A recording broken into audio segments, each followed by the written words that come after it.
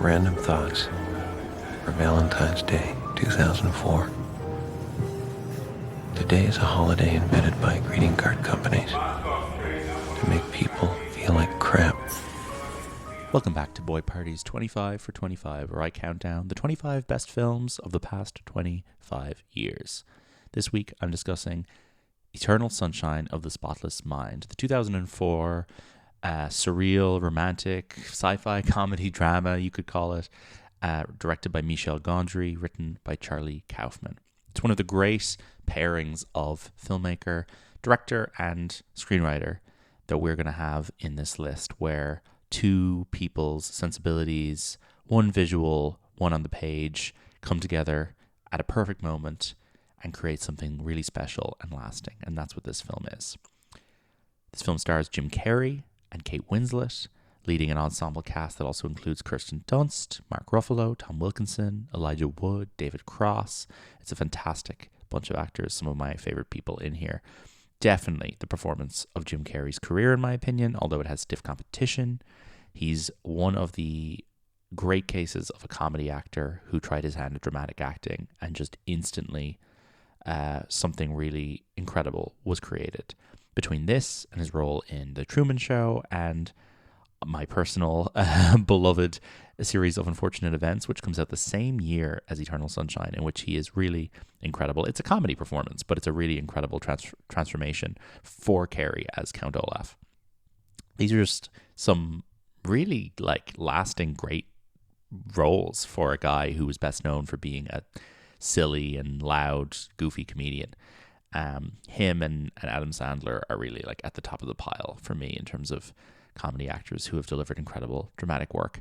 Kate Winslet, though, probably the MVP of this movie in terms of the cast. She's unbelievable in this, and she's the film's only Oscar nomination for Best Actress. Well deserved. It's pretty remarkable how, in spite of being a film that takes place through the eyes of Jim Carrey's character, and literally a lot of it takes place inside his mind, Kate Winslet manages to maintain a grasp on the narrative that makes it a two-hander and makes her Best Lead Actress nomination feel completely deserved. I'll correct what I just said. This film also won the Oscar for Best Original Screenplay for Charlie Kaufman, Michel Gondry, and Pierre Bismuth. I should give credit to those other two credited writers in addition to Kaufman, although this is a very Kaufman script in every way. Kaufman-esque has become a commonly used term, and this film belongs to his oeuvre as, in my opinion, the best film he's written. Kaufman, obviously known for his scripts for Being John Malkovich, Adaptation. These are films directed by Spike Jonze, very talented filmmaker, but in my opinion, Michel Gondry does something very different and very inventive visually with Kaufman's ideas and with his script that I don't think Spike Jonze would quite be capable of. Michel Gondry is a guy who came from the world of music videos. He'd worked with different types of animation, visual effects, a really interesting French director who, for a moment there in the 2000s, felt like he was going to be the next big thing. This film obviously put him on the map in a big way. Everybody adored this at the time. It wins the Oscar, as I just mentioned. And I know that in my family home, Michel Gondry became a big deal for a few years because my parents loved this film.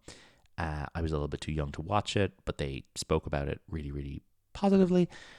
We owned the DVD. I stared at the cover for hours. I found this such an interesting film to try and figure out what it was about as a child. And as I mentioned, it came out right around the time that I was obsessed with Jim Carrey in a series of unfortunate events. So I was like, what is this other movie he's in that the people around me are really into? But Michel Gondry follows us up 2 years later with this movie, The Science of Sleep, with Gael Garcia Bernal, which is a kind of colorful fantasy surrealist thing that I did watch when I was younger, and thought it was fun at the time. In hindsight, probably pretty chuggy movie. And then 2008, he brings out this movie Be Kind, Rewind, which I really like to this day. And this is pretty underrated comedy with Jack Black and Mos Def as two guys who work in a video store.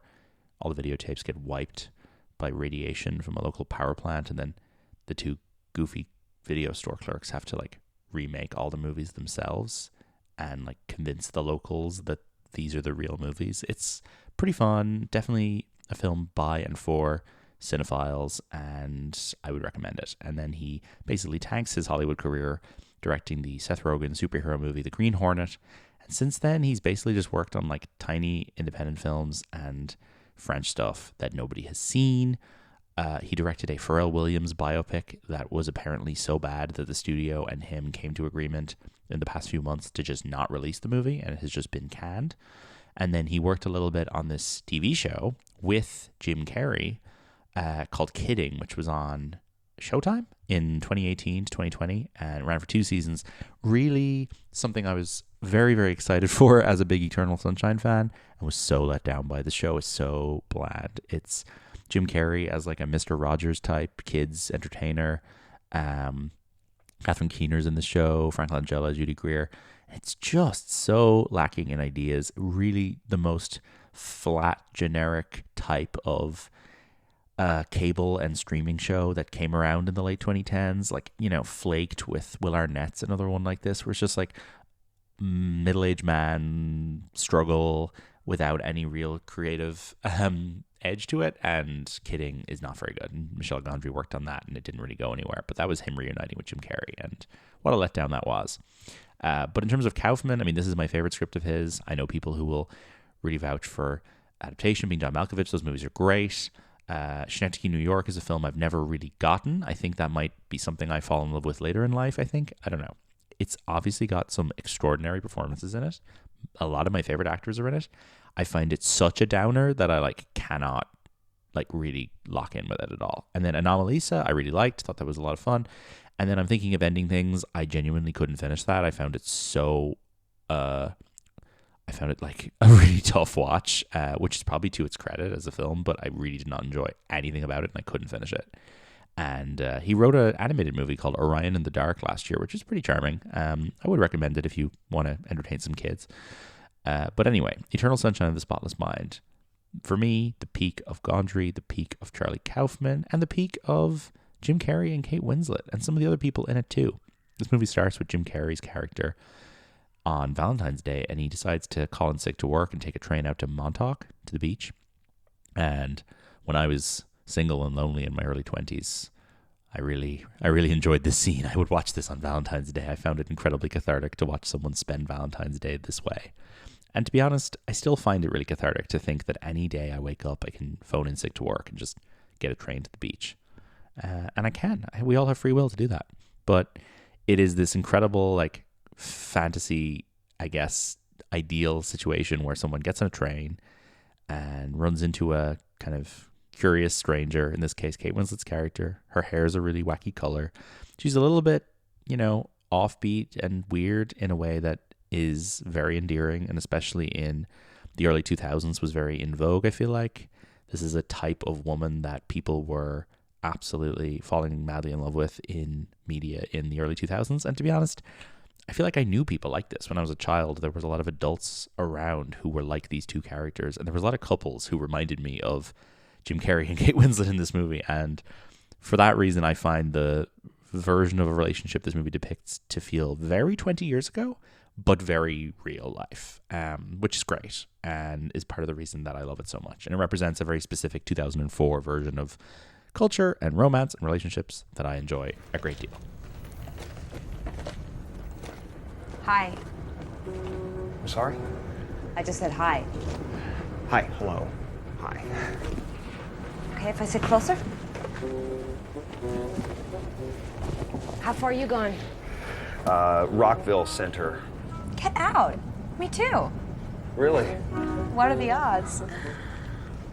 But he starts chatting to her on the train carriage, and then they end up going home together, hanging out in her apartment, and he promises that he will call her when he gets home, and he does just that. And there's this incredible score for this movie by John Bryan that plays during this entire opening sequence that is absolutely just stunning, heartbreaking stuff. I love this score so much.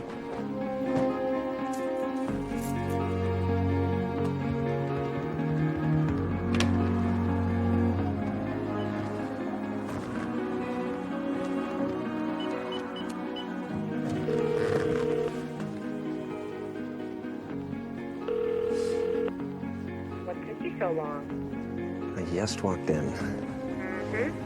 You miss me? Oddly enough, I do. So we then cut forward to Jim Carrey basically finding out that Kate Winslet, his now ex-girlfriend, doesn't remember who he is.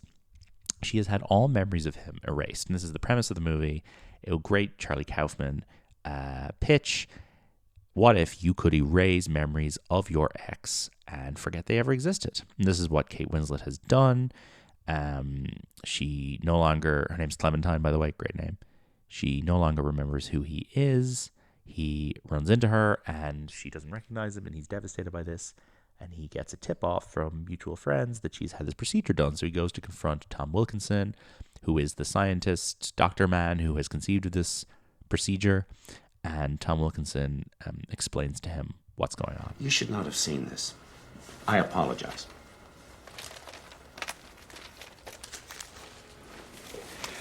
This is a hoax, right? This is Clem. I assure you no. No. Then he decides to get the procedure done himself. And these stupid guys who work for the company, who work for Tom Wilkinson, played by Mark Ruffalo and Elijah Wood, basically come to his house at night to perform this procedure on him. And then we get to bear witness to their workplace banter. And this is the thing about this movie that's so fun and so good, is that there is this whole other storyline going on with the people employed to wipe his memory and their silly workplace dynamic, which ends up having a pretty dark side, becomes the other half of the film. And it's really fantastic. And it, you know, has a lot in common with something like the show Severance now, which is this sort of workplace comedy drama that also has a crazy sci-fi premise and stuff to do with memory and the brain and all this. But we basically find out that Elijah Wood's character is like a massive creep who has become obsessed with Kate Winslet after performing the memory wipe operation on her, and is now pursuing her romantically and has gotten and managed to get involved with her through manipulation. Remember that girl we did last week? The one with the potatoes? That girl? Yeah, that's this guy's girl. Friend. Yeah. Was. Took care of that. Well, I kind of fell in love with her that night. What? You little fuck. What? She was unconscious, man. Then Kirsten Dunst shows up, and she's obviously involved with Mark Ruffalo, but she starts to flirt with Tom Wilkinson, and something happens between them, at which point his wife shows up, and it is revealed that Kirsten Dunst and Tom Wilkinson have had an affair previously, but she had her memories of the affair wiped so that they could continue working together. His wife knows about it. He knows about it. She doesn't know about it. When we learn about it, it's really traumatic, feels really invasive, crazy dynamics going on here in terms of her being around her boss, not realizing this procedure has been done on her. This is this whole other side of the movie that doesn't really involve Jim Carrey and Kate Winslet, but it's so brilliant and kind of spooky and eerie and really fantastic.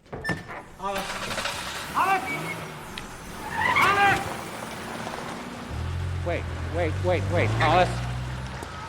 I knew it, Howard. Hollis, it didn't start out to be like this. I came here to work. Hollis, this is a one-time mistake. I'm a stupid girl with Yeah. a stupid crush. I swear I basically forced him into it. Don't be a monster, Howard. Tell the girl. Tell me what? Oh, you poor kid. You can have him. You did.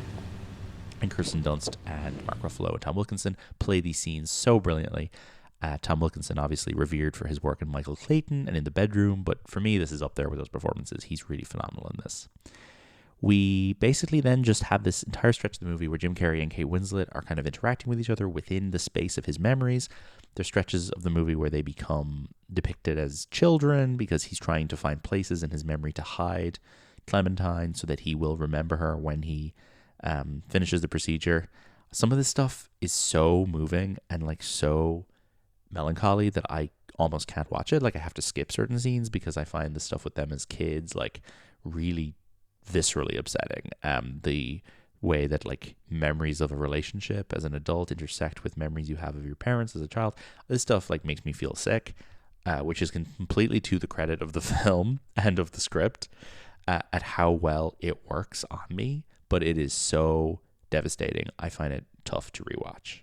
But they basically come up with a plan. This is Jim Carrey and the version of Clementine that exists in his memory. Come up with a plan to keep her hidden in his memory so that he won't forget her. And ultimately, this leads him to seek her out and meet her again for the first time after the procedure is done. And they get back together at the end of the movie, post-memory wipe procedure. Remember me. Try your best. And I'm glad this movie has a pretty happy ending because it's so upsetting up until that point. But that's Eternal Sunshine of the Spotless Mind. It is one of the great science fiction concepts in movie history, I would argue. Carried out so brilliantly by a great cast, great director who unfortunately has never managed to kind of meet this quality of movie again. But like, I do believe in you, Michel Gondry. You'll do it again someday. And Charlie Kaufman, who's always such a compelling voice in filmmaking and in screenwriting. I got to see him do a Q&A in Dublin 2019, I guess, and he was 2020. He was great. He talked about this movie and adaptation and Schnetti, and he was really compelling. And he seems to come back to Dublin a lot because I think he's obsessed with James Joyce and likes to come here. So hopefully I will see him again. But that's Eternal Sunshine of the Spotless Mind. Thank you for tuning in to this 25 for 25 episode. I'll be back again soon with further movies as we count down the list, eventually reaching the best movie of the last 25 years. Visit boypartypod.com for regular episodes of the show every Tuesday. Goodbye.